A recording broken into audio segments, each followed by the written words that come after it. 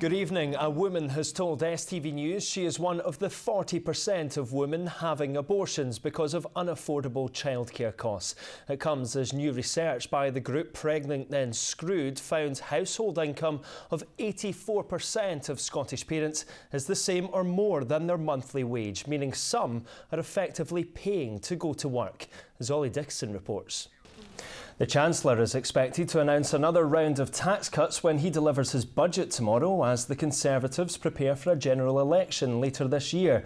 But with the UK economy flatlining, there are fears future spending cuts may be needed. Here's our Westminster correspondent, Paris Gurtsianis.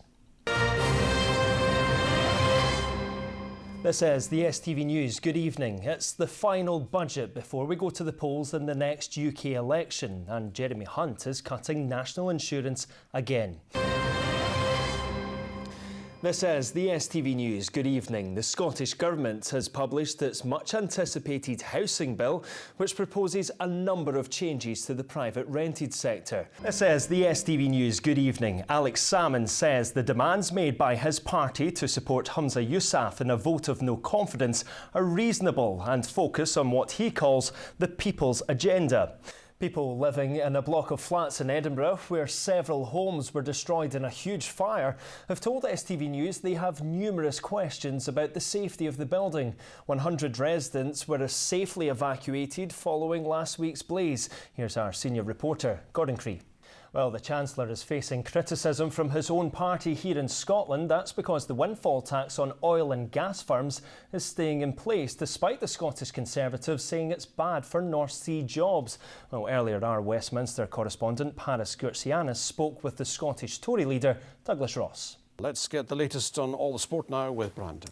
Thank you very much, Norman. We start with some big news tonight. Scotland has officially been confirmed as joint hosts of Euro 2028, alongside the rest of the UK and Ireland. And finally, if you were playing for a football team that were losing 25-0 at half-time, what would you do? Would you go for an early shower or keep going? Well, Aberdeenshire-based amateur St Macher Thistle decided to finish the game, and despite their best efforts at full-time, it was 51-0. But they're not letting that scoreline put them down, as Gronje Negrechen reports. Dear me, what a demolition. Yeah, but they're a good bunch of lads, really, and they're putting a brave face on it. We've worked it out. I think that's a goal every minute and a half. Dear Brandon, thanks. And wait till you see this, Andrea. Just in the last few minutes, we've been sent this footage from Seville, the Tartan Army marching en masse to the stadium. Looks like it's going to be some party, doesn't it? Hopefully we can get the result. Oh, surely, Brandon. 1 point. Come on, Scotland.